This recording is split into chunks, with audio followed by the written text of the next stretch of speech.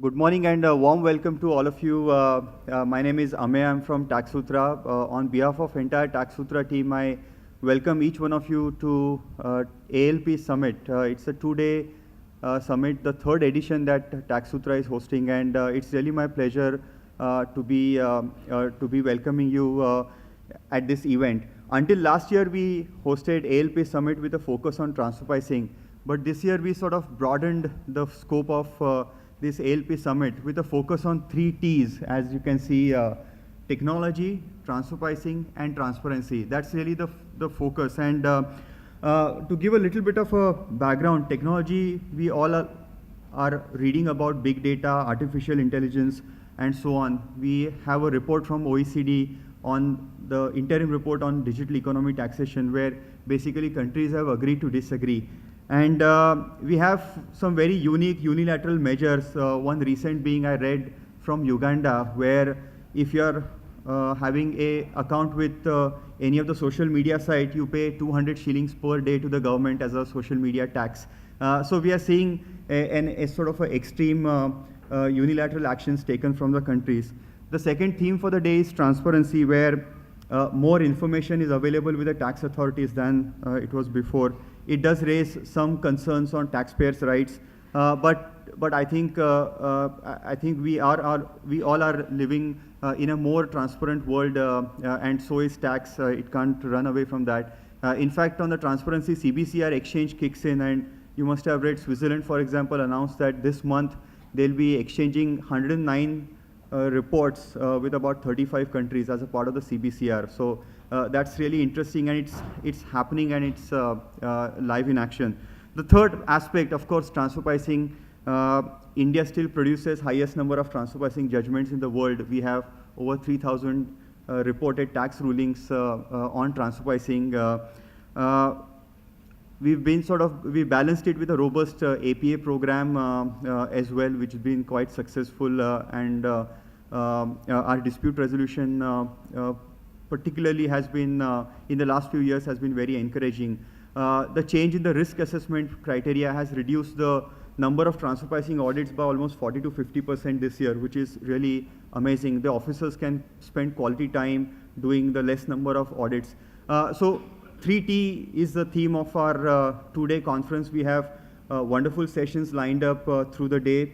Today, particularly in the second half, Mr. N. Venkat, he's proposing a theory around how there can be a convergence of GST, company law, and transfer pricing.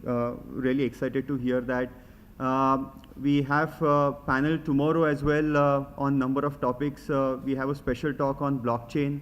We have a special talk on future of the digital world. So it's going to be a packed agenda over 2 days, and I hope you get enough networking opportunities. And let's kick off the day. Today is a World Yoga Day, and we are starting with a keynote address and a theme which actually coincides with the theme of TP Nirvana. So to introduce our keynote speaker and keynote panel, may I call upon Arun Giri, co-founder of Taxsutra, to come up and do the introduction, please. Arun? Thanks, Amey. He gave a great primer for what lies in store for the next 2 days. I think he mentioned, I'll come to the second thing he mentioned first, which is yoga. If we have to compare Jeff's talk, the keynote address, to any of the yoga pranayams, which I try to do every day, but I did not do it today. I do confess. I think he'll be going to do the Kapalbhati today, right? Jeff is going to be doing the most important function, delivering the keynote, which is akin to the Kapalbhati in yoga. And Amey mentioned about the social media tax. That social media tax in Uganda is not just to collect revenue, but is actually to stop gossip. So it's like a gossip tax more than a social media tax. Just wonder, if Indian government were to get this idea, and if we introduce a gossip tax in India, boy, we won't have to collect income tax in this country. But jokes apart, Amey did mention some great themes that we've lined up, and the whole idea has been this time to look beyond only transfer pricing, to look at themes which are connected to transfer pricing, which have an impact on the international tax landscape, and which is why the theme, the T3 Edge, transfer pricing, technology, and transparency. There are some special sessions in store as well on big data. We have sessions on CBCR, we have sessions on future of the digital world, and we have senior advocate, the senior advocate who does the most tax cases in a year in the High Court and Supreme Court, Mr. N. Venkatraman, one of the most eminent senior counsels in this country, who's argued more than 1,000 tax cases at the High Court and Supreme Court. He'll be here today to talk about the interplay of GST with transfer pricing, and he said that he's developed a new concept. Not only aligning GST with TP but also other laws. So it will be fascinating to hear them. But I think first and foremost, the keynote address, I request you all to put a big hand for Jeff van der Valk, OECD's Transfer Pricing Division Head.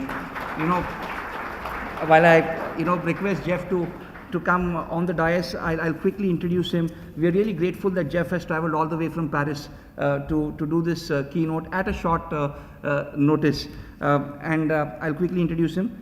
Jeff was appointed the head of the Tax Treaty, Transfer Pricing and Financial Transactions Division in the Center for Tax Policy and Administration at the OECD in July 2016. In this capacity, Mr. van der Valk supports the Director in CTPA's contribution to strategic objectives of the Secretary General in the area of taxation, leading and providing strategic direction to the Directorate's work on tax treaties, transfer pricing and financial transactions. He also plays a key role in the ongoing work on BEPS. He works closely with other parts of the organization in the development and implementation of horizontal projects and corporate initiatives, and on strategies to advance the implementation and global impact of the OECD tax work, including through increased engagement with key partners. Before joining OECD, Jeff was an executive director at E&Y in Washington since 2013. From 2011 to 2013, Jeff served as an international tax counsel to the US Senate Finance Committee. Boy, that was some role, Jeff. US Senate Finance Committee, when you look at some of the US Senate grillings, you at times feel that Indian Parliament is a safe haven. He's also held positions as special counsel at the US IRS Office of Chief Counsel, associate professor of law at the Chinese University of Hong Kong and the University of Hong Kong, managing director at Merrill Lynch in Hong Kong, where he was head of tax for the APAC region, and as a partner at Baker McKenzie and Deloitte. Jeff, a US and UK national, holds a degree in English from Boston University and the American University in Cairo, and a law graduate from Columbia University. He's a fellow of the Chartered Institute of Taxation and a member of the academic committee for CIOT's Advanced Diploma in International Taxation. That was a brief introduction. I think we have a star speaker here. Please put a big hand for Jeff. Jeff, we are really grateful. Welcome to India. Welcome to Taxsutra's ALP Summit. And he'll be addressing us on the keynote theme, the road to TP Nirvana. Post which I'll introduce the keynote panel. Well, thank you very much. Good morning, everybody. It's a pleasure to be here in Mumbai. I used to come fairly regularly when I was with Merrill Lynch, back about 10 years ago now, at a very interesting time. The financial crisis came almost as soon as I joined the financial services industry. So unfortunately, my time there was curtailed. I have about 20 minutes or so to give you my thoughts on where things are currently at the OECD Secretariat on the transfer pricing work and where things may be going. I am not the best person to talk about the technology and side of things. As you heard from the introduction, I studied literature in school and then law, and all this new blockchain, etc., is a bit of a struggle for people like me to understand how it works and what it's all about. So I'll be interested to hear about that later in the conference. But what I do know more about is the BEPS project and where we are in working on follow-up work on transfer pricing at the OECD. As you all know, I'm sure, actions 8 to 10 of the 15-point BEPS action plan were the ones that were focused on transfer pricing, plus action 13 on documentation and country-by-country reporting. So my job for the last 2 years at the OECD has been to lead, part of my job has been to lead that follow-up work on transfer pricing that was mandated but not completed under actions 8 to 10. Not completed during the 2 years between 2013 and 2015, when most of the other BEPS final reports were done. Actions 8 to 10 reports were also done and had some very important new guidance that was added to the transfer pricing guidelines, but there was some other work that needed to be done as a follow-up. And when I arrived at the OECD 2 years ago, I kind of inherited a lot of unfinished business. Also, my first business was to hire a new head of the transfer pricing unit, which took longer than it should have taken. But we finally got a new transfer pricing unit head installed a little bit less than a year ago. His name is Thomas Balco, and you should, if you want to deal with the OECD or submit your thoughts or comments, he's the guy you should be dealing with on transfer pricing. I'm also in charge in my job of the treaty unit. The treaty actions in the BEPS action plan were more limited in scope and a bit easier to sort of implement. Although one of them, the multilateral instrument, was not easy at all, and it's been a very heavy lift to get that done and now, implemented in that many countries have now signed it. Some more countries will sign it next week in Lima at the next meeting of the Committee on Fiscal Affairs and the Inclusive Framework for BEPS implementation. And I think 6 countries or 7 countries have now ratified the multilateral instrument. So that's getting going as a real live practical feature of the international tax landscape, and that's a good thing. Its effect is meaningful, but not as broad as one might have thought when it was first being discussed as part of the BEPS project. But I think over time you'll see more and more treaties being effectively amended through the multilateral instrument. Anyway, coming back to transfer pricing. What was the follow-up work? It was revised guidance on the use of the transactional profit split method. It was guidance on the attribution of profits to permanent establishments, particularly those arising from the new definition of permanent establishment under Action 7 of the BEPS plan, which modified Article 5 of the Model Treaty. It was also implementation guidance on the approach to hard-to-value intangibles. And finally, guidance on financial transactions within a multinational group. And that last one had the sort of least clear mandate. It was mentioned in a couple of footnotes in the Actions 8 to 10 report. It was also mentioned in a footnote to the Action 4 report on the deductibility of interest, and I think in the executive summary or explanatory statement to all the BEPS final reports. So there's been a lot of discussion. There was a lot of discussion among the delegates to Working Party 6, which is the transfer pricing working party, about just the scope of the financial transactions guidance and what was really intended when those footnotes were written.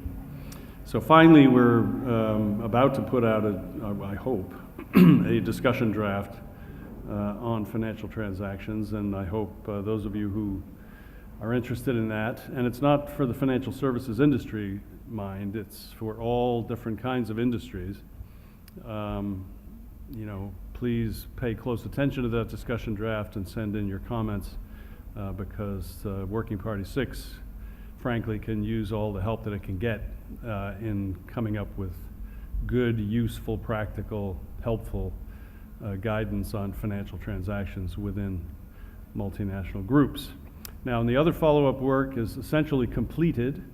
The guidance on attribution of profits to PEs was published a couple of months ago now, I guess.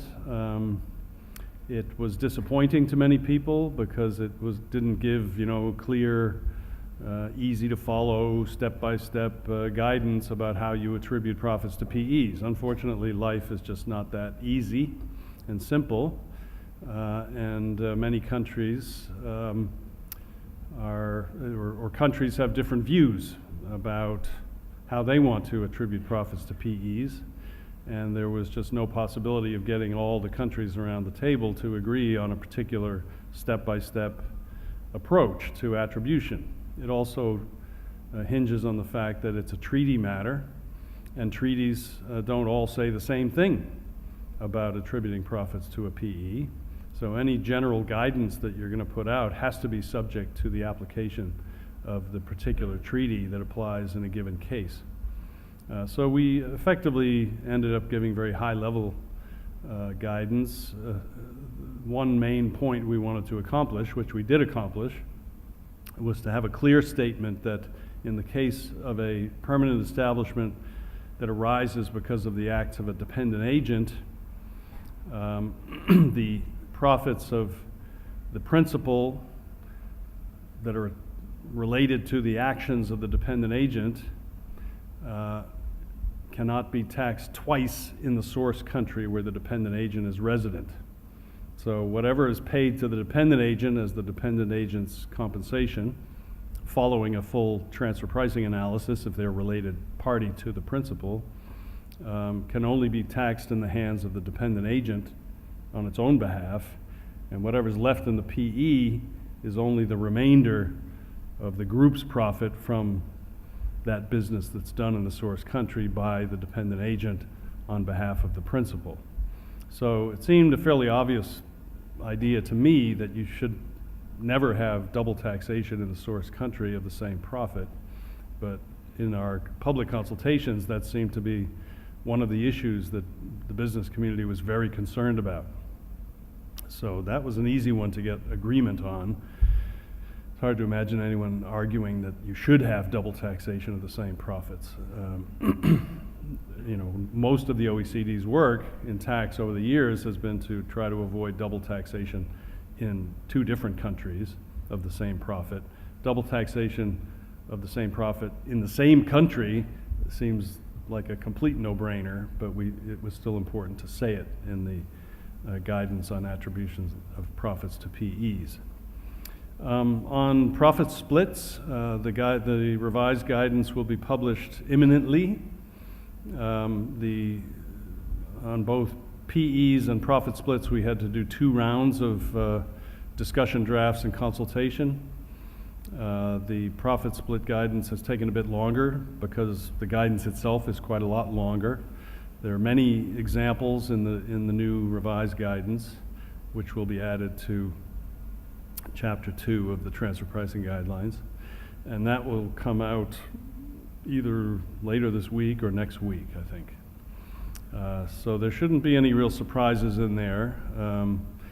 As you will know if you studied the discussion drafts, it's basically focused on identifying situations where risks are being shared by the taxpayers who are transacting with one another, where they're highly integrated, and other sort of features, you know, intellectual property that's being developed jointly, or, you know, wherever there's essentially a joint venture going on within the group, and, you know, you can't do a one-sided analysis, you're basically forced into a profit split type analysis. And that, I think, is something business has been afraid of. They're afraid of tax administrations misusing profit split. But I would encourage those of you who are advising clients or who are companies yourselves to think of profit split as an opportunity to go in and perhaps negotiate for an APA, excuse me, you know, on a complete value chain analysis of your own business, if that's appropriate to the transactions you're talking about, and you know, work to get the transfer pricing result that you want, that you think is appropriate, and be proactive about it, and not leave it up to the tax authority to sort of hit you with their analysis, which may be based on incomplete information or a misunderstanding of how the business works. So profit split may be something that is a more helpful method for people going forward than it has been in the past. We'll see. And that leads me to one of the main points I wanted to make this morning in this keynote speech, which is that we're in a time of assessment, and we need a bit more time to kind of wait and see how these things play out. The BEPS project was not really completed when the final reports were issued in October 2015. You know, and those reports all called for a review of how things were going following implementation in 2020, which is still 2 years away. And implementation is not a big bang thing, even for something that has a big bang nature like the multilateral instrument. Implementation still takes, quite a long time. And for all the different countries in the inclusive framework, which now includes, I think, 114 countries, to build into their domestic law systems the changes in international tax that were recommended in the BEPS project, takes quite a bit of time. Then tax cases, as you know, I mean, here in India, I think you have some extraordinarily slow resolution of tax disputes, but in any country, for the tax compliance and administration process to sort of work through, it takes several years following the filing of returns. So we're only just beginning to see some, green shoots, if you want to look at it that way, of new results from international tax cases that are within the scope of BEPS project recommendations. And even when we get to the 2020 review in 2 years, there still won't be a ton of data to analyze. One of the steps in the BEPS action plan, Action 11, is that sort of data analysis step. And under that action, my colleagues in the division that deals with statistics, and it's called TPS, Tax Policy and Statistics, they will have to produce a report analyzing the effect of the BEPS measures on results, tax, revenue, et cetera, in all the countries that are feeding in that information.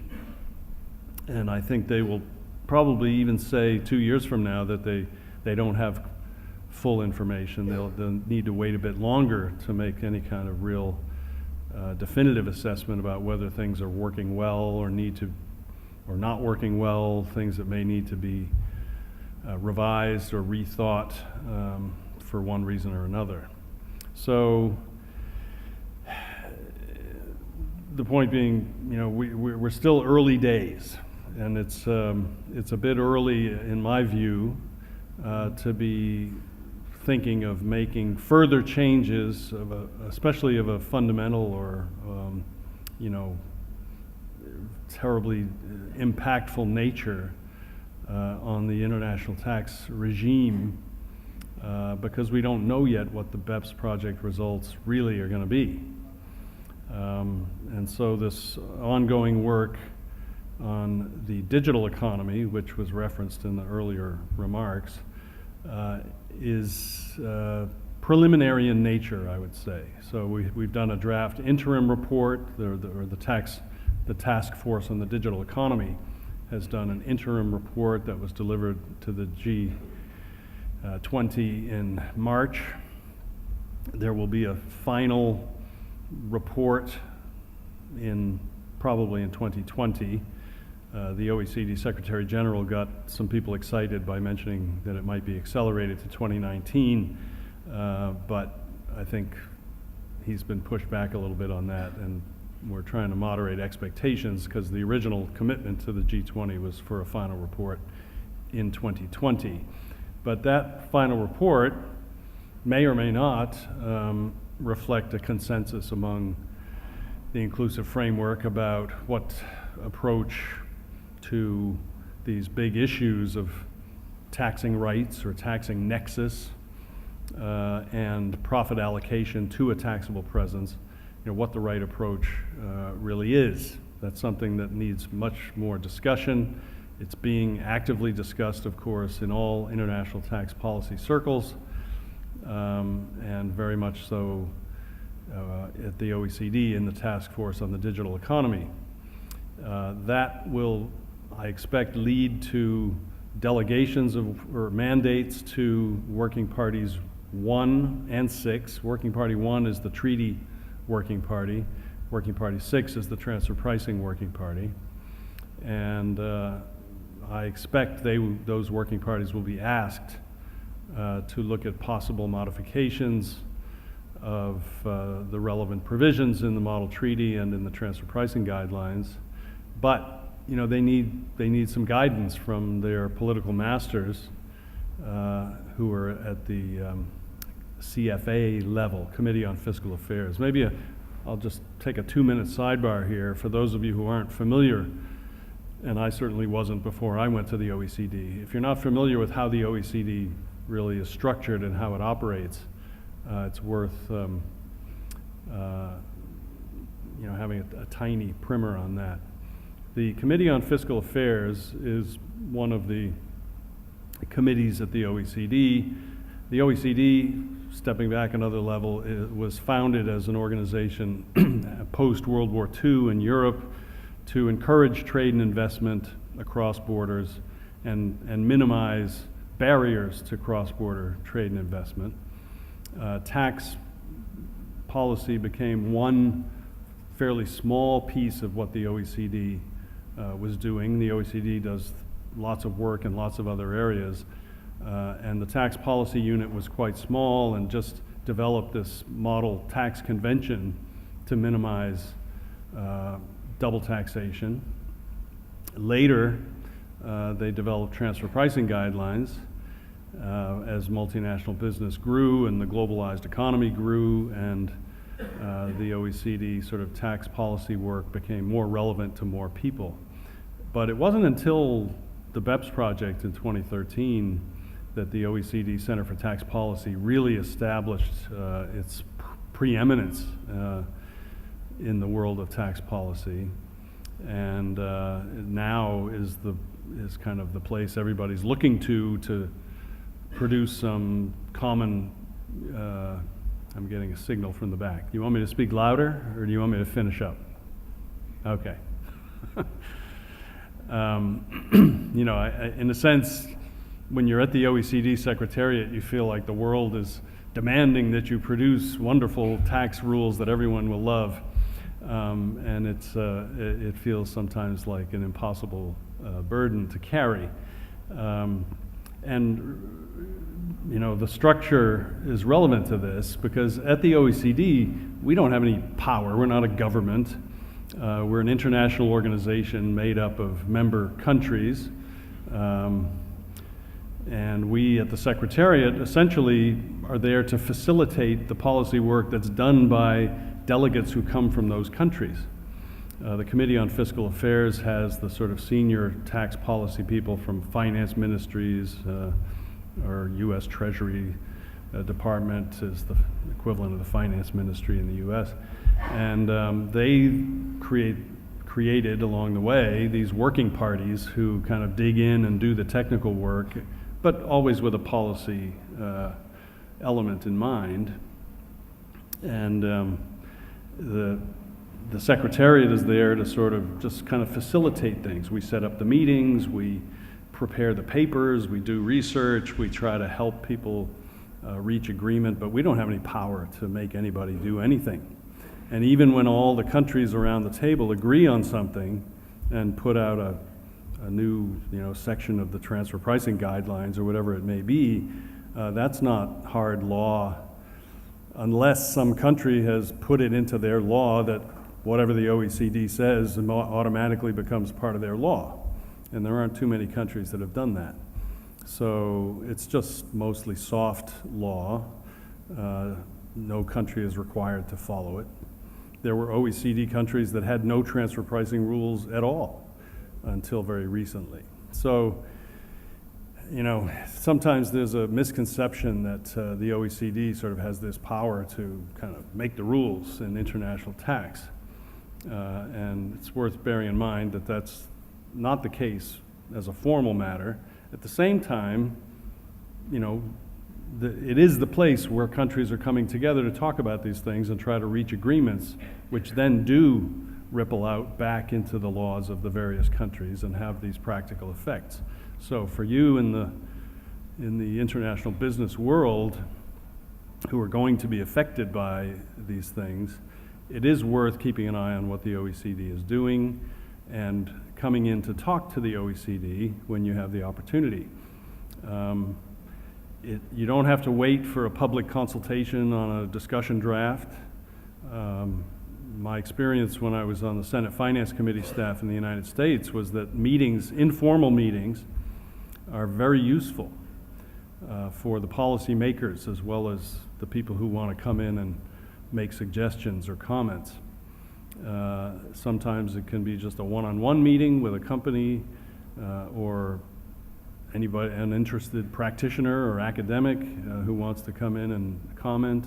It could be an industry association. It could be a public interest group. I understand the Indian tax revenue tax authorities have become more consultative, and you have good dialogue here about new proposals. And that's a good thing, and we need more of that at the OECD.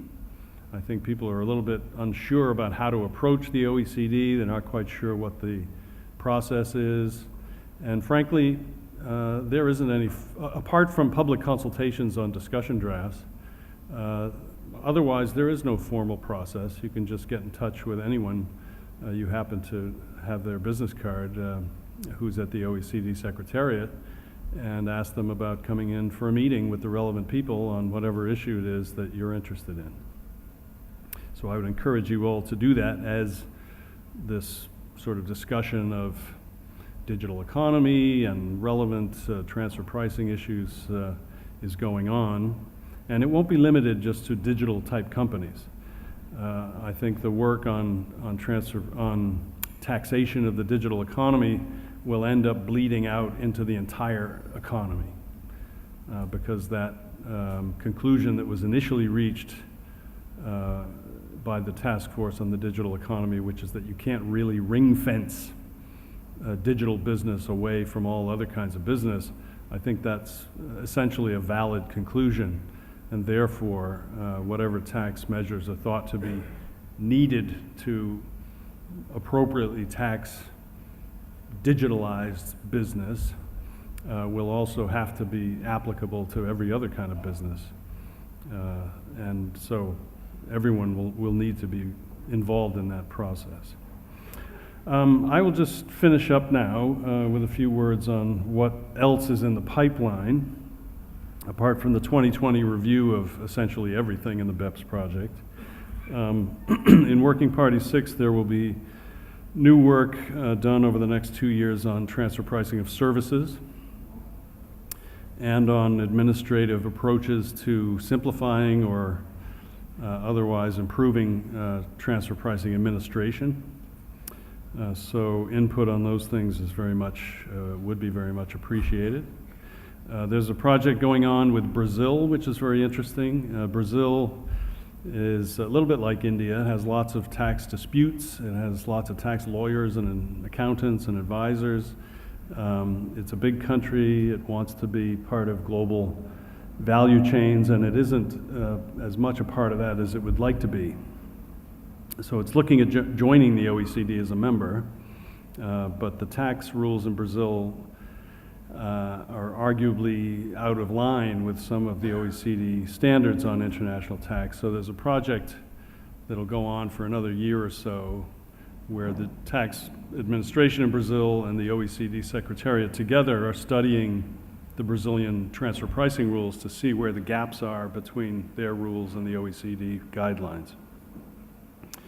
And then there'll probably be a follow-up project to identify how to bridge those gaps, if there are, whatever gaps are identified in the first stage. And then finally, I guess, is this digital economy work and the spreading nature of it to the rest of the economy. I think that is the elephant in the room. for tax policy work at the OECD and the European Commission and the UN and everybody else who does international tax policy work. That's where the discussion is going to be focused for the next couple of years at least. There is no consensus among countries at the moment about a number of issues in that space, and whether they can reach consensus is going to be an interesting process to watch. So with that, I will conclude. I don't know if I should be taking questions now or we can take them during our panel discussion, but I will conclude on that. Thank you very much.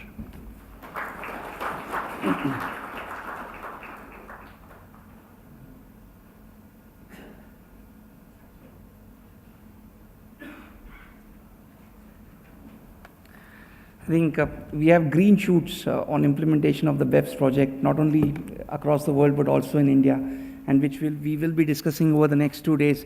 You know, hearing from Jeff, you know, it makes one wonder the pressure that is there on OECD to keep delivering, you know, to keep meeting the deadlines.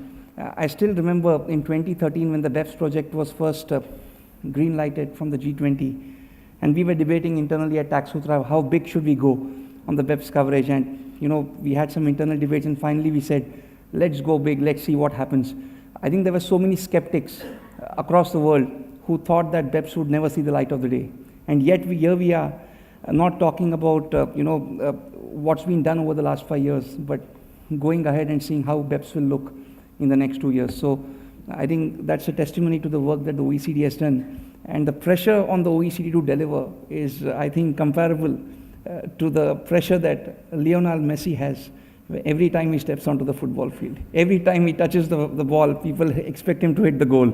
That's the pressure on the OECD. We hope that the OECD will deliver more than Messi has in this World Cup. And it's a pleasure to introduce the keynote panel. I request our moderator, Vishweshwar Mudigunda, Head of Transfer Pricing at Deloitte, to please come and occupy center stage. He'll be moderating the panel. Jeff will be joining the panel. We have Mr. Subhankar Sinha, Head of Tax, South Asia and Middle East at Siemens, Anuprita Mehta, Vice President Taxation at Piramal Enterprises, and Rohan Fatafekar, BEPS Leader at Deloitte India. I think we have an ensemble panel for the keynote. Please put a big hand for them as I introduce Vish. The moderator for the panel, Vish, heads Deloitte India Transfer Pricing Division. He's a partner in the tax practice with over 20 years of experience and is based in Bengaluru. Vish has led and managed tax engagements for some of the largest domestic and multinational clients. He has considerable experience advising companies across a broad spectrum of industries, including pharmaceuticals, manufacturing, technology, consumer business sectors, and various others. He successfully defended several clients before the Indian tax and appellate authorities on a range of transfer pricing issues. He's also assisted large clients with litigations and direct tax structuring. Vish is a chartered accountant, cost accountant, a commerce graduate from Osmania University. He also works closely with industry representatives such as NASSCOM and holds regular discussions with policymakers and lawmaking authorities. Over to you, Vish. I think it should be a fascinating panel discussion on the road to TP Nirvana. Thanks, Arun. Good morning, everyone. Welcome to this keynote panel discussion. In fact, when Arun said the title of this panel discussion is going to be Road to TP Nirvana, so I immediately said, hey, Nirvana is normally connected with moksha. And it's something to do with post-death in Hindu mythology. And it is also liberation from state of suffering. So do you think really this is the right title for this, given the situation where we are in? He said, no, Vish, the other meaning that could be looked at is perfect peace and happiness like heaven. I said, still it does not gel. So then I asked my good friend Ameya to give me some key data points to talk about how this is going to be. So he just shared some of these key data points on the transfer pricing legislation and its implementation in India. In the last 17 years that this legislation has in place, we had 37 amendments to the legislation, 5 of which are relating to the statistical measure for determining the arm's length price. So we have moved back and forth on that. And the Finance Ministry's annual report which published the data up to 2014-15, we had 24,000 cases of transfer pricing litigation. And if you add another 5 or 6,000 for the last 3 years, it would take up to 30,000 litigation as audited. And we have about 11,000 cases where adjustments have been made. Again, the data is up to 14-15. And you can safely add another 3,000-4,000 to that, which will take the number to. We had adjustment value of about 270,000 crores in these 10 years. And when you look at the litigation and the outcome from the tribunal, we have 4,300 tribunal rulings, 500 high court rulings, and about close to 70 Supreme Court rulings. And when you just look at this data and contrast with the rulings in several other countries where the legislation has been there for for several decades before it was introduced in 2001 in India. We also have APAs which are close to 1,000 with 200 plus conclusions and map of about 500 resolutions in the last 3.5 years. This is the story as of today. So what lies ahead? What is the story from tomorrow? You, as part of the OECD BEPS action plans, you have information that would be available to every tax authority in every country, which is good. But then, when we are talking about interpreting this data, will there be consistency in interpreting the data? Will you see that, when every tax authority looks at a fair share of taxes for them, a sum of the total, will that be equal to what is the fair share that a multinational has to pay? So from a double non-taxation, which is what was trying to be addressed as part of the OECD BEPS action plans, are we going to move to double taxation or multiple taxation? So when I was looking at all this, I said, what's Nirvana in this? Okay. So then I certainly feel the road ahead is very bumpy. Whether that will lead us to the state of Nirvana is something we will hear from the panelists here. Please join me in welcoming the panelists. Welcome and good morning. So, let me introduce the panelists. You have already heard introduction of Jeff, so I'll not take time in introducing Jeff. Welcome, Jeff. We have Anuprita Mehta, who's VP Taxation, Piramal Enterprises Limited. We have Shubhankar Sinha, Senior Partner Taxation, South Asia and Middle East. And of course, my colleague and Senior Partner at Deloitte, who's the BEPS leader at Deloitte. So, welcome, ladies and gentlemen. Let's begin with, since we are talking about road ahead and Nirvana, at your 30-second take on the current landscape and where we are heading. Jeff, let's start with you. Try this one. You've already heard most of what I have to say on this, so I don't know if I have anything really new. I do think we're at a very interesting time, and it's not the ideal time to be thinking of changing things because we are in a period of where we need to wait a bit longer to see whether the prior work really has the desired effects. It's also different in nature, though. I think it's important to remember that the BEPS project, as you just said, was about preventing double non-taxation. So it was really about addressing what was seen to be a problem of overly aggressive tax planning leading to double non-taxation.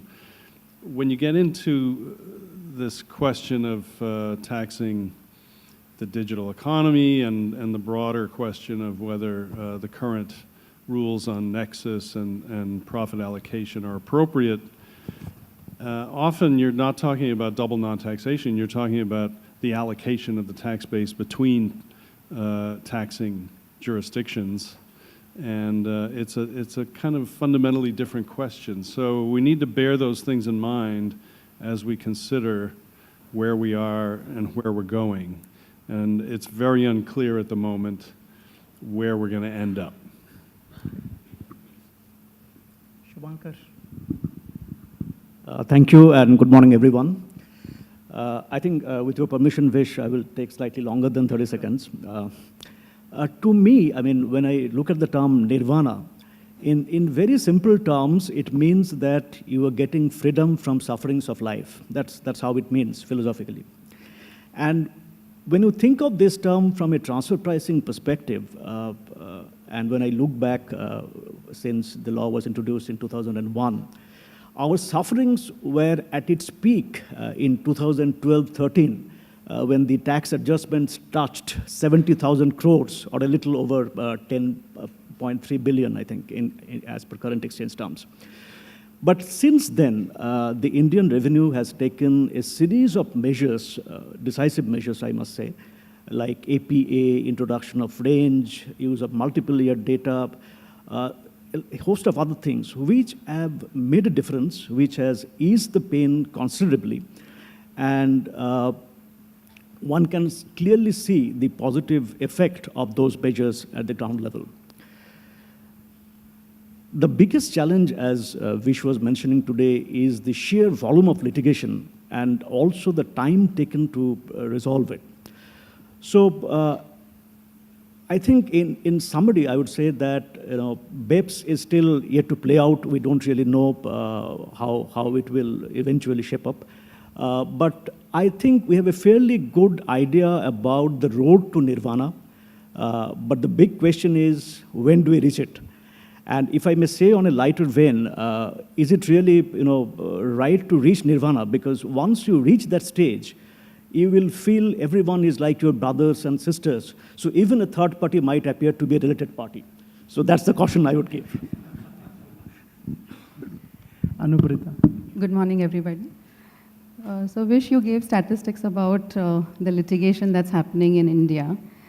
But I feel that in the coming years, the way BEPS and CPCR will perhaps pan out, the tax authorities across the globe, they will have unprecedented access to unlimited information.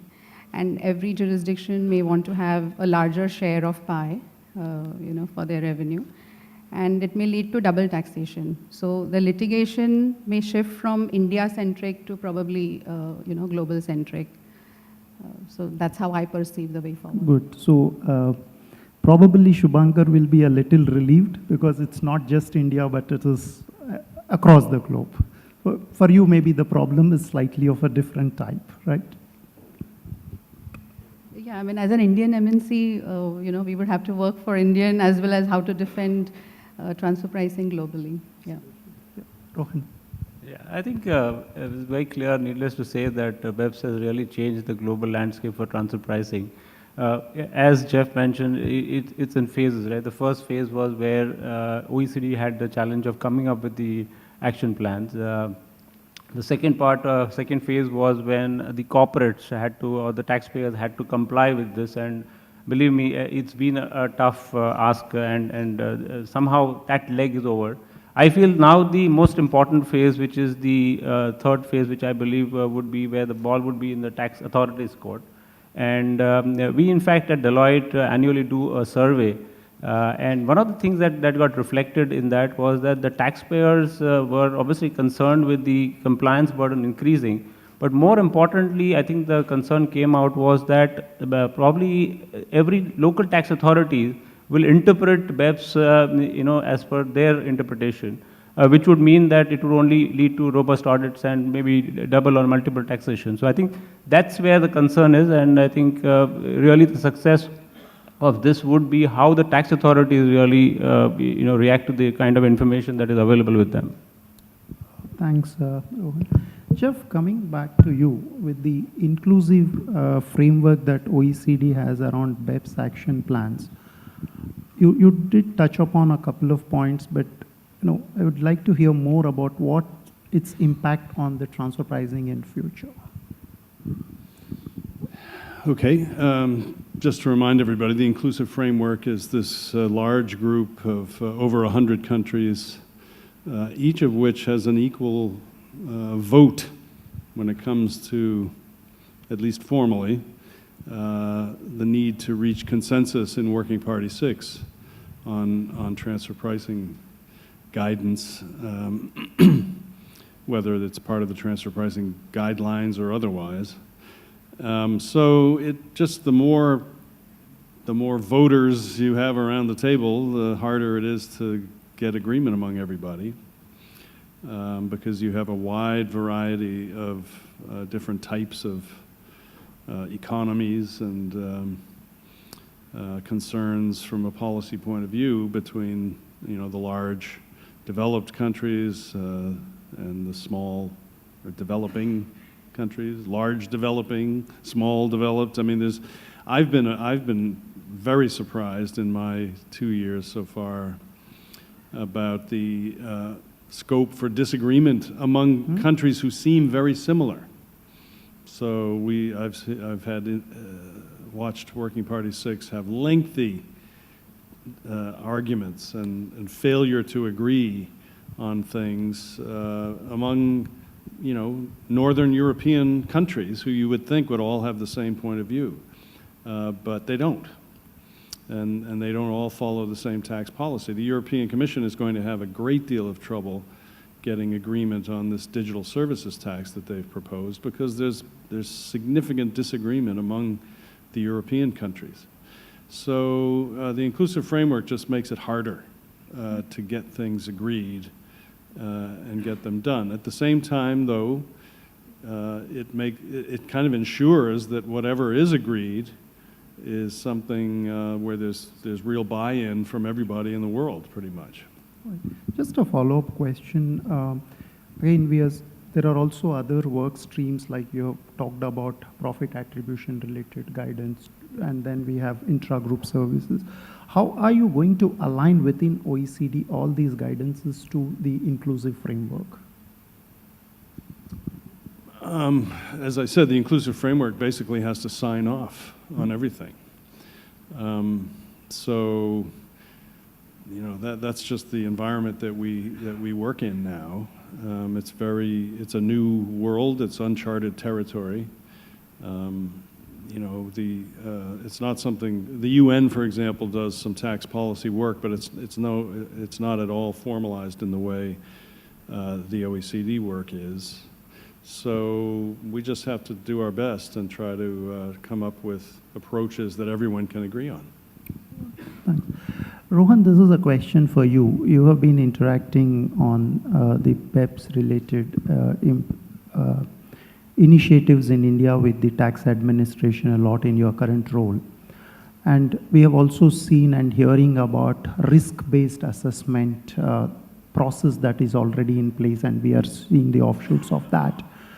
Are there any learnings as to, of course it may be a too short a period, but are there any learnings to say from here how it is going to be the risk-based assessment implemented in a post-BEPS scenario? No, so I think there are clearly two situations. One is we are talking about what will happen to the entire reportings and the reports that have been filed, which is the country-by-country report and master file with the tax authorities. I think that is, and just to what I understand and from really what the OECD guidance is, this is not going to be at the level of the transfer pricing officer or even the assessing officer. It is going to be at much higher level. And so to that extent, it's not a case where every C/C report and master file will be assessed and taken forward by the TPO. So there is going to be a proper process. I think that the tax authority would be in a better position to say, but it's going to be at a much higher level, and it's only going to be in cases where they believe that this has to be further, probably scrutinized, and once they've gone through that and they believe that, okay, then it has to be something that has to be passed on to the AO or to the TPO. That's how it probably will pan out. And so there would be various levels of checks, I would believe, and that's what also is the OECD guidance on that. Now, coming to the transfer pricing scenario, believe me, I mean, even before the initial reports got filed this year, if you look at something like a guidance of action 8 to 10, which we talk about in terms of the value creation and aligning profits to value creation, this is something that the tax authorities anyway were doing in India at the ground level, which would mean that, and I recall a very early conversation that we had 15 years back, where the tax authorities said that the functions are equally important as risk. because risk can be, changed overnight, but functions are something that cannot be changed overnight, and there is a lot of value to the function. So these, we do not in India require a specific adaptation of action plan 8 to 10 within our regulations, because this is something during the course of assessment. And if you really look at Circular 6, which was somewhere in June 13, and the BEPS regulation came in October 15.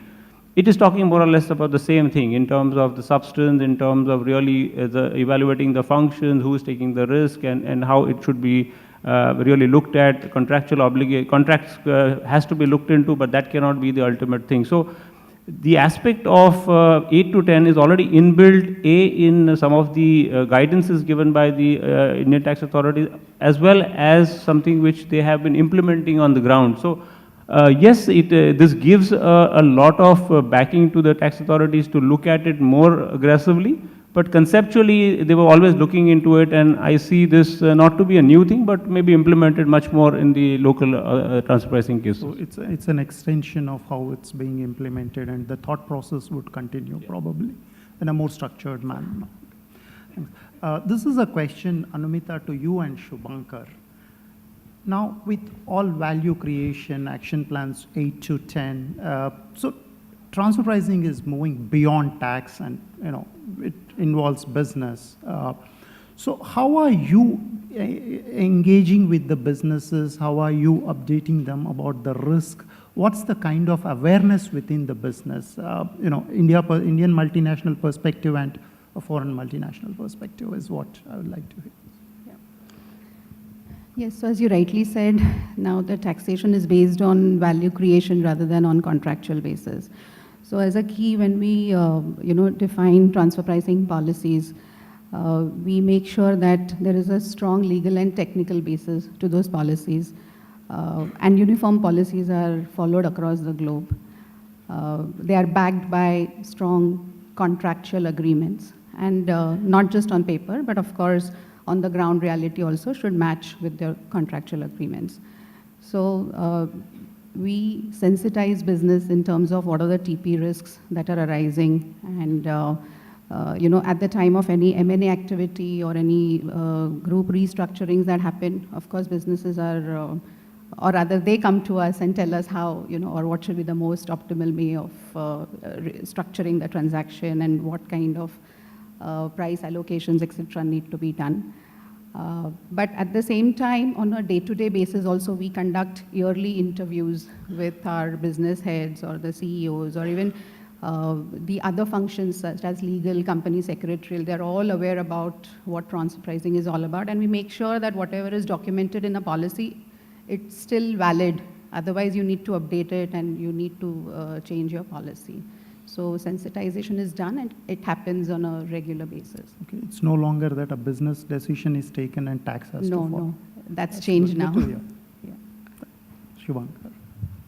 Well, I think it's certainly a very important point, and I mean, the way I look at it is we are fairly comfortable when we are dealing with the brick and mortar world, because you can very easily identify what are the value drivers there, and you can advise the business. But the real challenge comes when you are dealing with the digital space. And Siemens is a very active player there, and our business in that area is growing rapidly day by day. And I will give you two examples just to illustrate the kind of challenge we are talking about here. The first is the area of Industry 4.0 or IoT, Internet of Things, where basically we're talking about connected machines, connected factories, and so in this kind of a setup, you can have a situation where you have the central information center in one country, and then you have a series of connected factories spread across various jurisdictions. Now, and this is the smart network which we are talking about. So the question is, how do you set up your pricing policy in this kind of an environment? The classical model of licensing of IP is not really applicable. So we have to look into the facts of the case. We have to understand the business model, and then give an advice on such topics.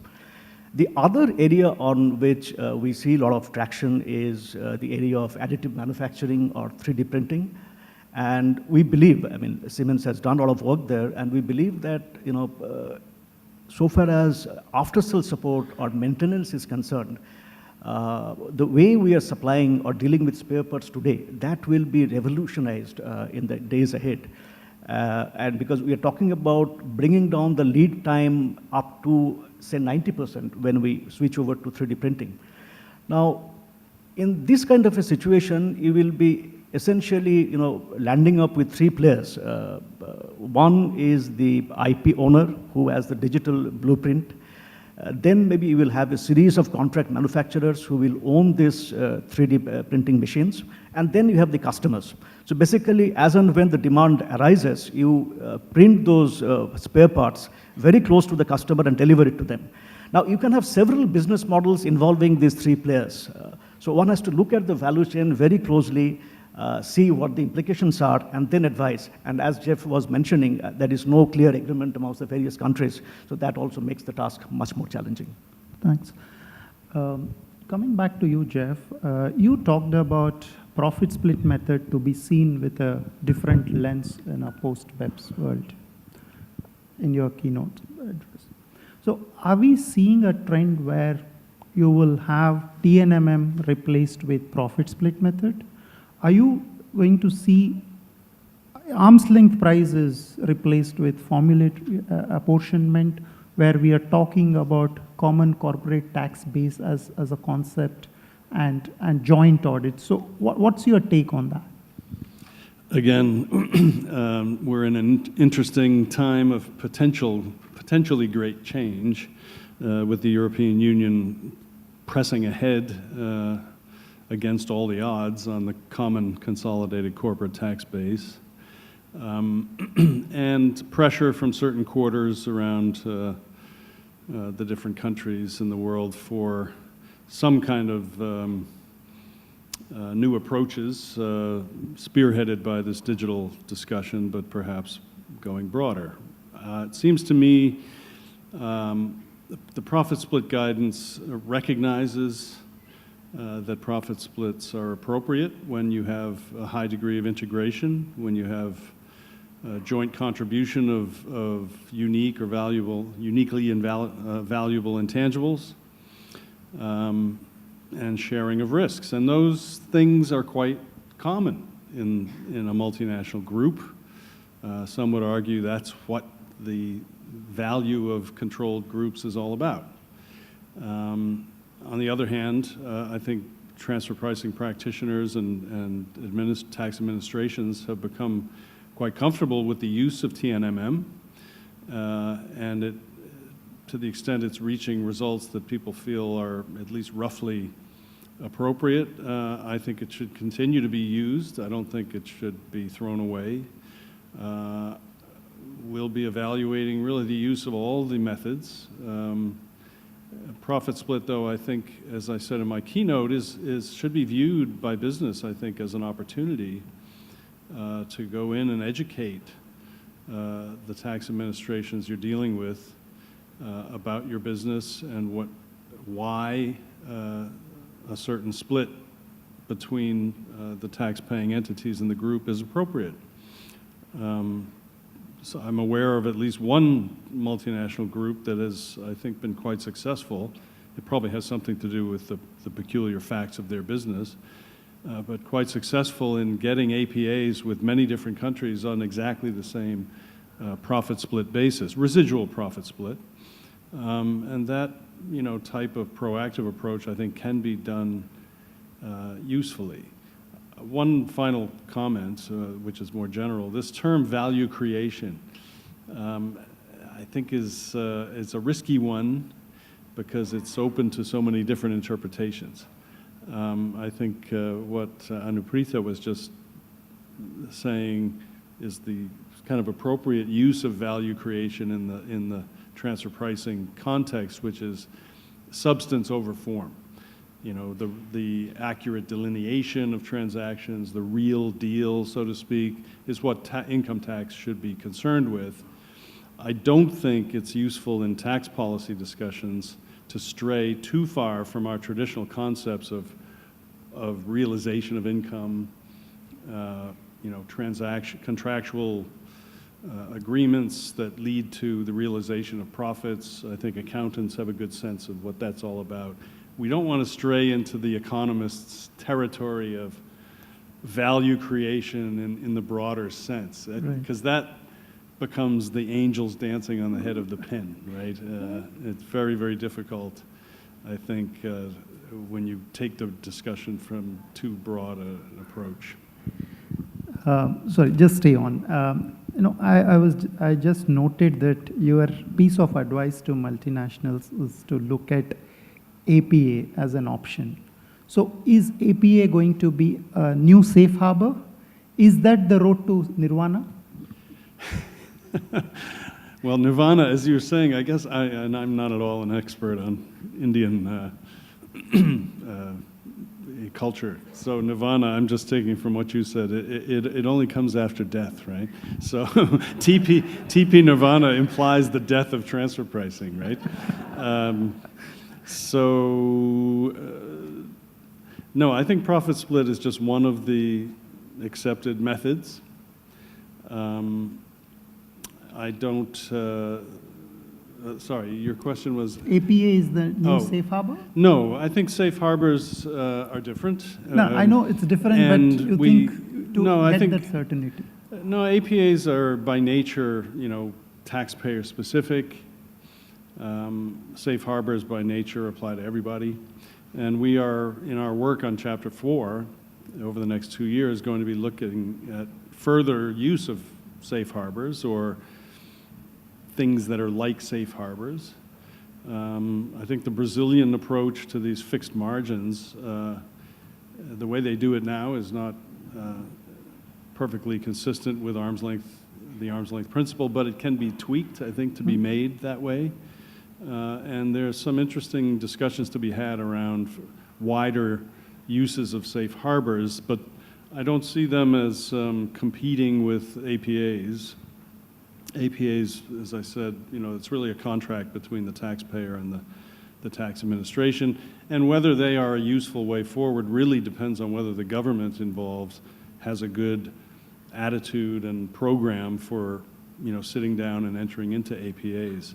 Some countries are ahead of others on that score. What's your take, Shubhankar, on APA map in a post-BEPS scenario? Is that the only way to achieve Nirvana? Well, it certainly is, but before getting into that, Vish, if I just look at the big picture a little bit, why we are scared of litigations. Now, let me give you a very simple example based on certain assumptions. Let's take the cost of capital at 12.5%. We are getting interest on refunds at 6% per annum. And if for a minute I assume that there is no depreciation of Indian rupee vis-a-vis US dollar or euro, then a simple calculation will show us that if I am paying 100 rupees as disputed tax today, and I'm getting it back after the litigation cycle of, say, at least 15 years, the real value of that 100 rupee is only rupees 20. And if on top of that, I add up my litigation costs and the depreciation of the rupee, then it's close to zero. So therefore, the conclusion is very simple, that litigation does not make any sense, and therefore our group position is that we stay away from litigation based on positions which are sustainable on a long-term basis. So that's very clear. But sometimes in the Indian environment, you have to embrace litigation. You can't really get away from it. And in that context, APA has certainly, is very useful. We are looking at, since this opportunity with Germany has been opened up for bilateral, we are looking at converting various, unilateral applications into bilateral ones. And it is certainly providing, some kind of certainty in so much of, uncertain world. Anuprita, your take on APAs? Yeah, so APAs, we know in India they are a great success, and my take is that in the coming years, again with MLI, Article 16 talking about alternate dispute resolution and way the MAP is promoted, so probably that's the way to go forward for countries. Also, Article 17 of the MLI, which talks about the corresponding adjustment. So APA and MAP should be the route so that, both the countries give you a fair share. Yeah. Rohan, in the past, all of us were looking at transfer pricing documentation, and FAR analysis was more as a compliance document. But in the recent past, a few rulings, either AR or ITAT, you find that the FAR analysis of Indian subsidiary played a very critical role in determining whether there is a PE of the parent or the group company in India. So how do you think the multinationals would have to look at the FAR analysis, and how do they marry the FAR analysis of the subsidiary with the master file and telling the same story everywhere? Yeah, I think in today's context, FAR, which is the function, asset and risk analysis, is absolutely, undeniably the most important thing. So what is the difference between a traditional FAR and in the given scenario and the way we are moving into the future? What is really the difference? I think in the past we have more focused on the one-sided kind of analysis, and when you do a one-sided analysis, you end up with a method like a transactional net margin method. The reason also was because there was not availability of data. It was the initial stages of the entire transfer pricing cycle, and there was no other choice but to do a one-sided kind of analysis. Now, when we look at what BEPS has guided in terms of value creation, how do you really determine the value unless and until it is relative, right? You can only know a value once you do a comparison with something. And to that extent, when you have to look at value creation, it would also mean that you have to look at a two-sided analysis or even a multi-sided analysis, and for which obviously there has to be data that would be available. So, given where we are today on the BEPS scenario, and given the fact that the global barriers on tax have been coming down, the fact of the matter is that what documentation you do in India would be probably available to an extent in the other country, and so on and so forth. FAR becomes very relevant in terms of how you really look at it and be consistent about it. Now, let me give you an example, and Vish talked about recent rulings. In my entire career and what I've looked at the Indian transfer pricing kind of scenario, the recent ruling, it has got into a real depth of FAR analysis which I have not seen before. So let's take a case of pure transaction processing, right? I mean, normally a transaction processing would be probably categorized more as a support activity, and would say that, okay, this is what the Indian subsidiary does, and that's how the markup should be, and the markup would be on a cost plus basis, and that's how it is. But it's really gone into the depth to say that transaction processing itself first has to be broken up into various stages. And that stages could be authorization, it could be basically your clearance, your settlement. So you're looking at transaction processing to be divided into various categories. Within that, you look at authorization to be really breaking into the workflow to say that exactly what happens since the time the transaction is initiated to the time the transaction is really closed. So we have got into the kind of analysis which is purely going on the function analysis. And as I said, and I gave an example of how really it is broken up into various subsegments to come to a conclusion as to whether an activity is a significant activity or not a significant activity. And that's where I would feel that going forward, it is irrespective. First, I would feel that one has to do a value chain unbiasedly to really look at, irrespective of the entity involved, irrespective of jurisdiction involved, to say that from the initiation of the transaction to the closure of the transaction, what are the various stages involved? What are the relevant activities happening within each of these segments, which are in your eyes a significant activity, and that has to be then mapped to the countries or to the jurisdiction that is really doing those activities, and automatically you will have a better FAR analysis that would be available to you. Coming to your other question on master file, and I think that's a scenario where I would believe that yes, a master file is initiated or required by a certain group of companies when they cross a certain threshold. But even a normal kind of a company with having adequately good international operations can create a master file for their own internal purpose. And if you look at the content of the master file and what you have to really say, because the master file is ought to be a global document, and it has to be it will be a document which should be available with the tax authority or even with internally within your organization. It talks about something like important drivers of profits. That has to be consistent, that has to be identified, that has to be really elaborated to say what are the important drivers of your business, and that becomes very relevant when you're looking at a local audit. Then you look at the supply chain for most of your important businesses. Again, that's a kind of a thing that you will have to map out and say that, okay, if these are the important products and the major products that I have, what is the supply chain and who is playing a role in what?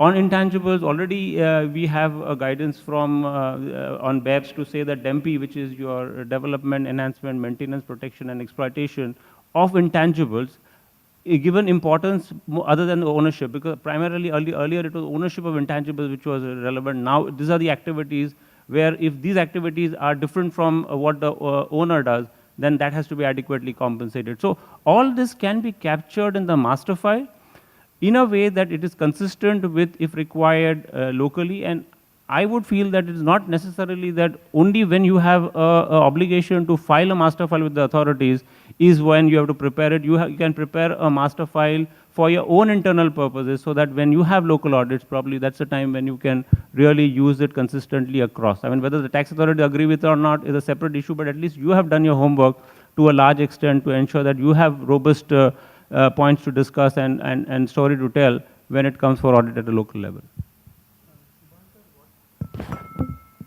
What's your take on the FAR analysis in the light of the rulings and what the BEPS compliance in terms of 3-tier documentation? No, I think the position by and large doesn't change much, because if I am doing, in a consistent manner, in an honest manner, so then I think the same approach, what we have been following all these years, that should continue. So I don't see any reason for any drastic change in any of the approaches. So,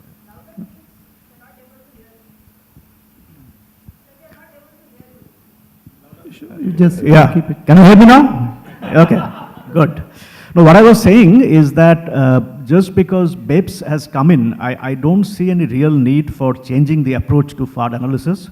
The way we have been doing it, if we are sincere and honest about it, the same approach should continue even in a post-BEPS world. The key is to capture the functions in a very accurate manner. Absolutely, absolutely.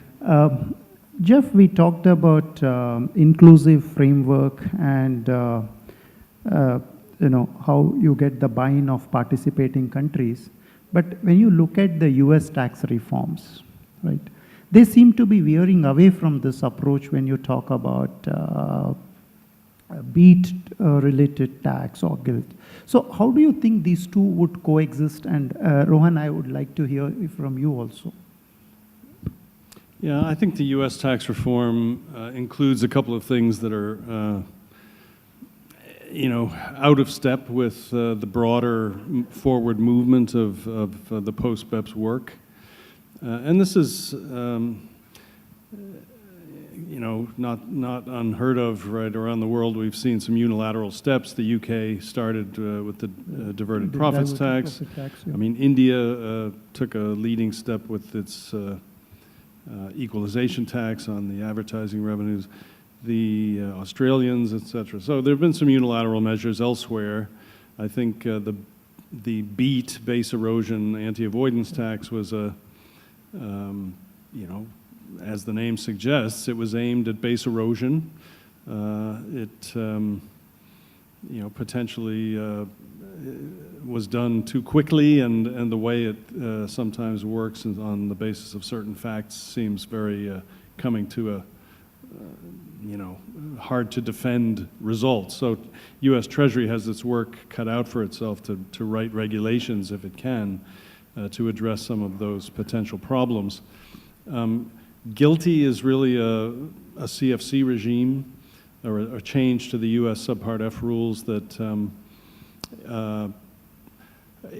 that is less, out of step with I think the BEPS recommendations, which in the CFC area were quite open-ended, because many countries still don't have any CFC rules at all. So personally, I think the U.S. tax reform overall was largely not inconsistent with the BEPS project. It included some specific recommendations from the BEPS project, like the anti-hybrid stuff. And you know, to the extent that BEAT has problems, or another element is the foreign FDII, foreign-derived intangibles income. If that's seen to be a subsidy, then it can be dealt with through the WTO process. So these, to me, are like fairly small sideshows from the main international tax policy show. So you don't see many other countries following the trend, either as a reaction or? Well, I mean, the Germans have also limited deductions for royalties going out to havens. I mean, so I think there's a strong view among some OECD member countries that you know, the focus should be still on base erosion and preventing double non-taxation. So limiting deductions for related party payments to havens is something that's fairly low-hanging fruit on that, from that lens. Rohan? Yeah, I think in my personal view, what the US tax reforms are, and especially BEAT, because GILTI has limited implications in terms of the fact that if the US is dealing with India, and India, since the tax rate is high, GILTI implications would be minimal. However, in respect of BEAT, I would believe, and that's my view, that it is contrary to what is purely, before BEPS, I would say, even the arm's length principle, right? I mean, what are we talking about? We are saying that, okay, if there's a related party transaction, then you need to look at it and do the arm's length testing. And even after doing that testing, if the quantum of the payments are higher than limit set out in the US, you will not be allowed that, or you will have to pay additional tax on that. Now, I think that is something going against the principle of transfer pricing. While I appreciate that every country has a right to introduce taxation elements, also in terms of having a tax rate which is what they believe is the right tax rate. But to my mind, this is something in contrary to the arm's length principle, as well as obviously the BEPS, because if you're talking about value creation, and indeed if the value is getting created in another country and a compensation needs to be paid by the US to the other country, what we are saying is that that will be disregarded and it will be limited to only a certain amount, or maybe you will have to pay additional tax on that. So I think, to my mind, this is something that probably has to be taken up by every tax authority, I mean local tax authorities, because if US has brought it, and imagine if every country, and that's the question that you asked, every country brings it, I think there will be no longer a requirement for an arm's length principle in a lot of cases. And that's my view. And sure. Jeff, we have multinational reporting in place. But however, when you look at the comparable dispute settlement mechanism does not exist today. What kind of challenges is this going to pose for the multinationals? Well, probably my colleagues here can speak to that better than I can, but obviously Action 14 on improving dispute resolution mechanisms is one of the 4 minimum standards of the BEPS project, and the peer reviews are ongoing in that respect. And that's a very high priority for this work, because people recognize the great potential for the increased number of double taxation cases. So we want to have faster resolution of those cases, and as little, of this completely uneconomic tax litigation going on for years as possible. Of course, it's never a good thing to have double taxation and disputes between countries, but to the extent they can be accelerated in time and streamlined, and resolutions basically encouraged through mandatory binding arbitration provisions, that's all a good thing. But it'll take some time, I think, for it to become really a well-known and well-practiced procedure throughout the world. Rohan, any comments? I don't have to give you. Okay. So, Shubhankar, in fact, if you just look at no multinationals board meeting at the headquarters is concluded without a reference to the transfer pricing litigation in India. I'm not exaggerating this if you look at the kind of litigation we had. So, considering that the world ahead is going to be largely uncertain and probably a lot of litigation, so from India side, what kind of interactions are you having with the headquarters? Are there any specific concerns, particularly to India because of the dispute resolution mechanism we have or we do not have? Well, Vish, fortunately for me, Siemens has been present in India for a very, very long time, and so they are very much aware of the exact environment.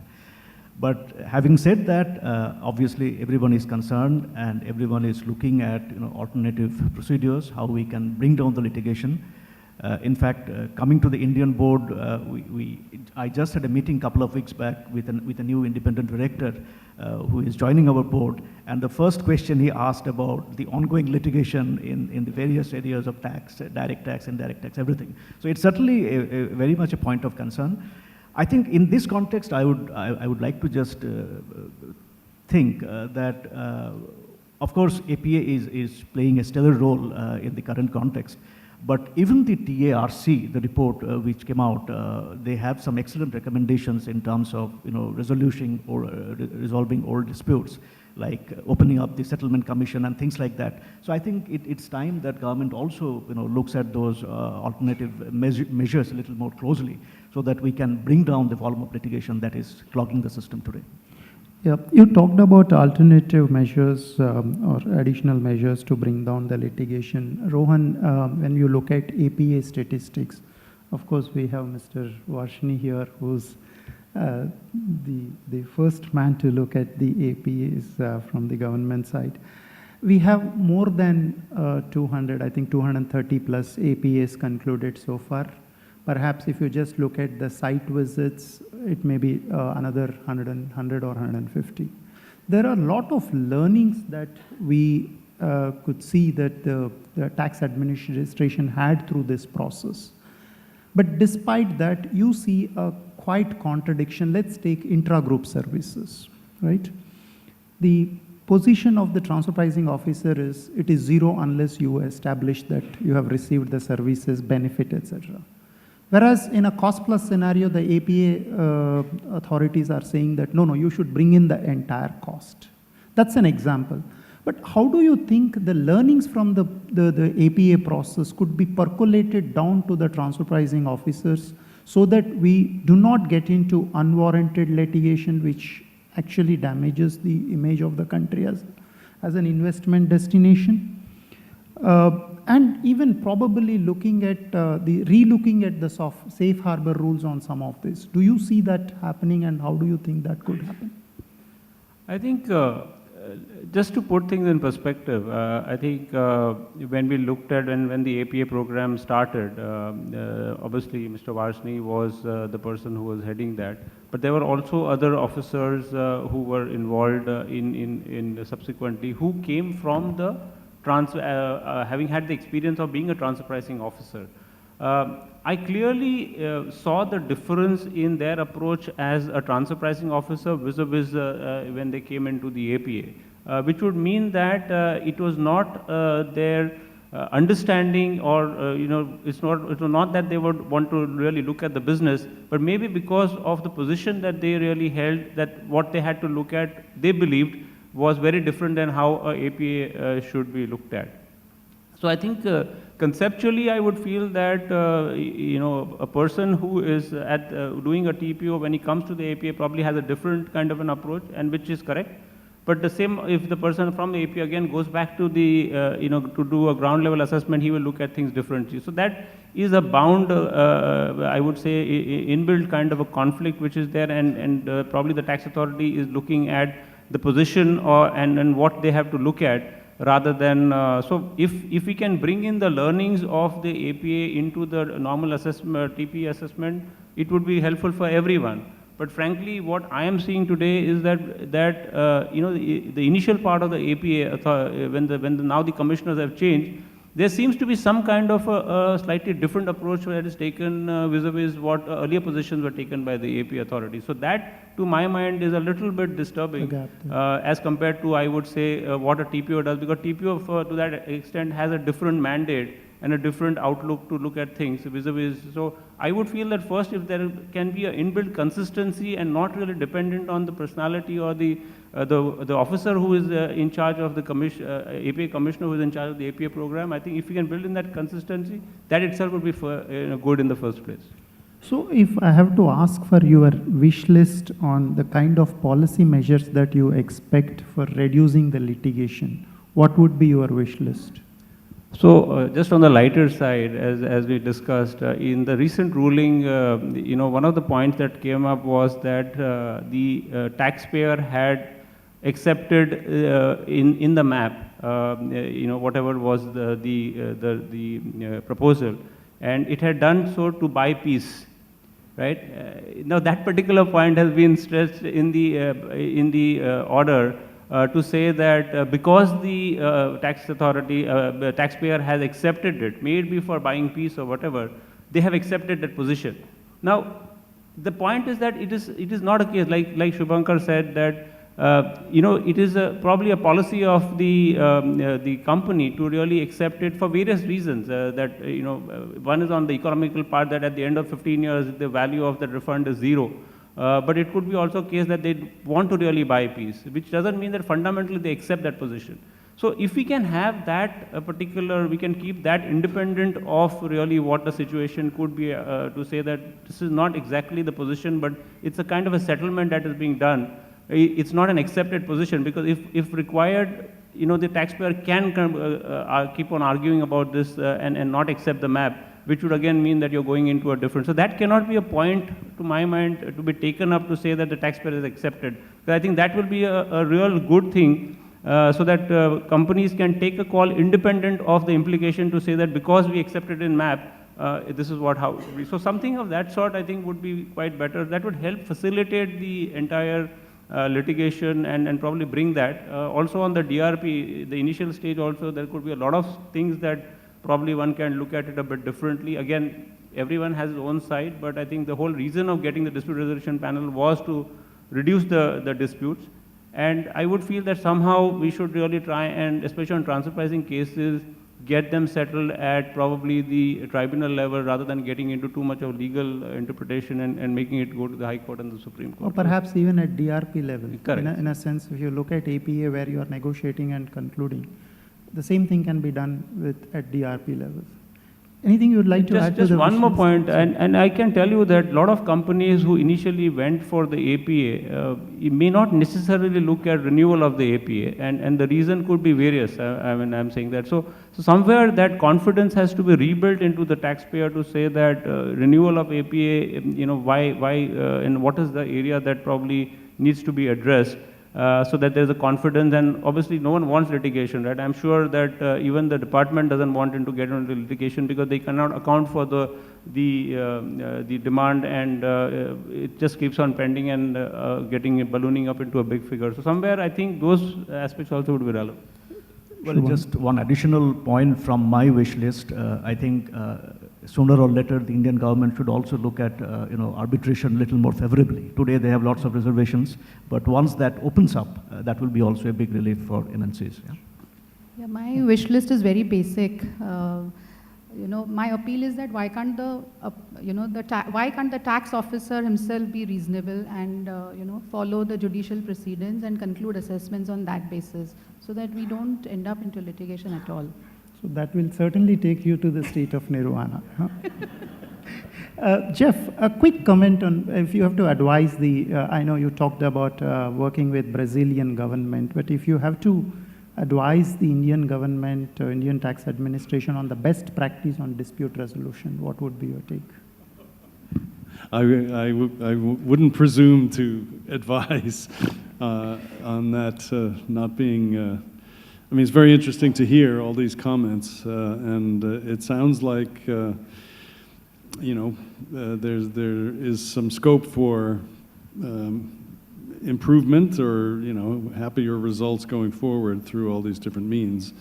Yeah, I mean, we encourage obviously as many countries as possible to adopt the Chapter 6 of the MLI on mandatory binding arbitration, and hopefully that will expand and include India in the future.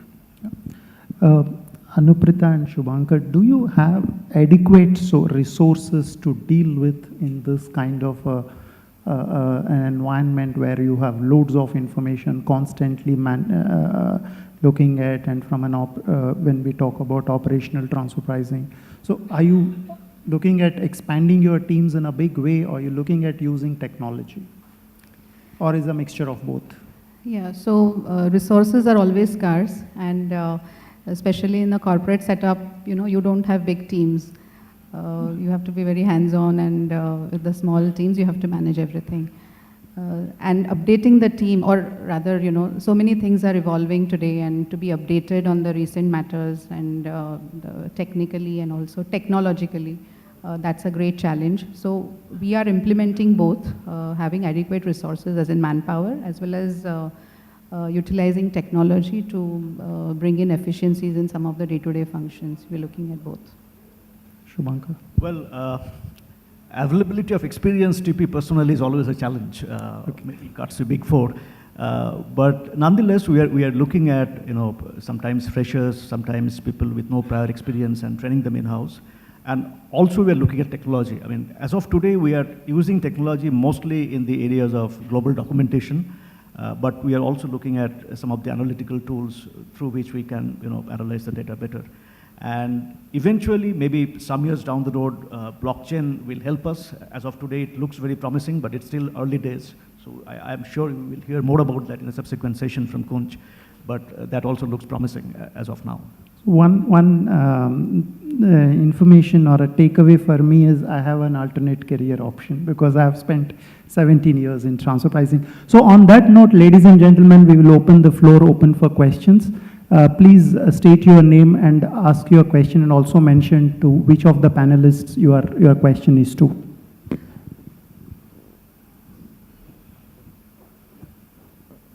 Hi, this is Rakesh here. My question is to Jeff. This is regarding your discussion on TNMM versus profit split. Now, in putting in wish terminology, earlier the transfer pricing officer had no option but to seek Nirvana through TNMM because he did not have info about the foreign entity. Now with the CBCR coming in front of him, whether he will get Nirvana only after looking at PSM, and whether the taxpayer now needs to have a backup plan to apply PSM along with TNMM to see that the officer gets satisfied. Well, remember the country-by-country report is just a risk assessment tool to help tax administrations determine the cases that are worth pursuing for more information. So I think in many cases, a TNMM, if it's been satisfactory in the past, should continue to be satisfactory in the future. If, however, the CBCR sheds a different light, then they may come back and audit and demand further information, which may or may not suggest that a profit split is appropriate. So I think it's hard to generalize to say that, oh yes, you should always be ready to go in and agree on a profit split. If your facts are such that you can explain whatever the new light was that they thought might implicate a different method, or if you can explain, no, that's, you're misinterpreting the information in our CBCR template, and our TNMM is still appropriate, fine. I don't think it's necessary to have a PSM backup. I am Jimmy Spencer. My question is for Jeff. Jeff, briefly, you dwelt upon the transfer pricing issues in financial transactions. Now, given the Chevron case, and also a lot of business restructuring, internal, as well as mergers and acquisitions. I personally believe that this is going to be the next critical area in respect of transfer pricing. I would appreciate your thoughts on this. Well, the transfer pricing guidelines have not, to date, had much on intragroup loans and other financial transactions within a group. So, yes, it is significant. It's important work. As I suggested in my keynote, it's taken a while to just get the scoping agreed. And now the substantive provisions are at the draft stage, and a discussion draft will be coming out soon for people to comment on. So these are important issues. Case law, like the Chevron case in Australia, can be helpful. It can also create some problems to the extent that the facts are peculiar, or it may seem to be inconsistent with some of the things that other countries want to do. Finding consensus among Working Party 6 on the pricing of intragroup loans and other financial transactions is a challenge. The discussion draft that will be coming out soon is not a consensus draft. There's some questions in there on issues where there's not yet agreement among WP6 delegates. So it is important, I agree with you. Hopefully it will not create controversy or difficulties, but the process will work through in a way that leads to some useful consensus-based guidance going forward that fills in that existing gap in the transfer pricing guidelines. And please, again, I encourage as much feedback from people as possible. So Jeff, we started the session with you. We'll also close the session with you. Of course, my next question is not going to be as hard as other questions. You come from the land of soccer, football. So which is your favorite team, and what is your prediction about the winner? Well, I have been watching some of the matches. My son is a very big football fan, and he just arrived in Paris recently, and we watched some of the games. I lived in England for a long time, and I have a UK passport as well as being an American. So I have a soft spot for England, and I hope they'll recover that form that they had in the first few minutes against Panama the other night. But you never know. You never know with England. It would not be a safe prediction to say that they would go all the way. Good. So Jeff started saying it's still unclear. So I think we have to wait and watch to see whether we are going to have a racetrack or a bumpy road ahead to reach Nirvana in a positive sense. On that note, I thank the panelists for being here and their time, and thank you everyone for participating. Thank you.